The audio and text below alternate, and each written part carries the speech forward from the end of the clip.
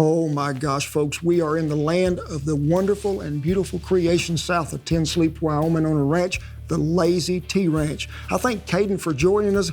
We are here to talk about beef. Everybody loves some beef and we got to have some beef, but hey, I've got this expert with me today, Caden Jenkins with the Lazy T Ranch, and we're going to talk about some different cuts of beef you might have heard of, but you might not have ever seen, and we're going to show you what they are, where they come from, and how we're going to cook part of them.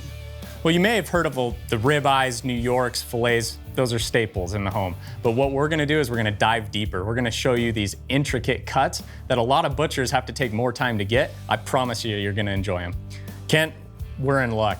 Ooh. We have my personal favorite, a Sierra steak. Have you ever heard of a Sierra steak? Yes, I have. This is one of the most tender cuts and flavorful cuts that you'll ever see. So I'm sure you know how to cook this thing. I'll let you do the talking. Well, first, let's tell these people where this comes from. I mean, there's gonna be some viewers out there that say, I've never seen that steak.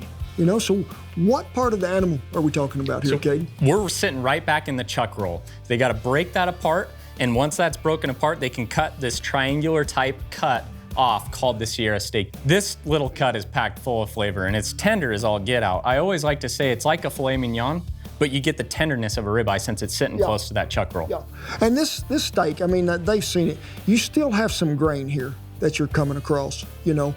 And I've seen this done 2-3 different ways, you know, where it's a really flash sear in a skillet, you know. I've seen people finish it off with a red wine reduction, but I have seen people that'll go ahead and marinate this for like a short 30-45 minute deal just to break down some of that muscle fiber in there. So when you're slicing against that grain, everything you know is just as tender as it is. But to me, this steak has as much flavor as anything on the beef. And it's really, when people talk about beef, they'll say, well, how can it taste different? To me, every muscle has a different taste as you go through that animal. And this one here knocks it out of the park. Absolutely. All right, Kate, you know, what really makes this a tender piece of meat? I mean, I know it is, but tell the viewers out there, why is it that way? There's two things that I always point to on the Sierra steak. One, it sits in that chuck roll. Yeah. So it's a part that doesn't move as much in the animal, but you get the flavor of that chuck roll. Chuck roasts are amazing, ribeyes are close to their strip loin. So anything that's close to there, you're gonna get really good flavor from. And so those two components right there, that's what really sets it apart. Yeah, and when you take a muscle that's really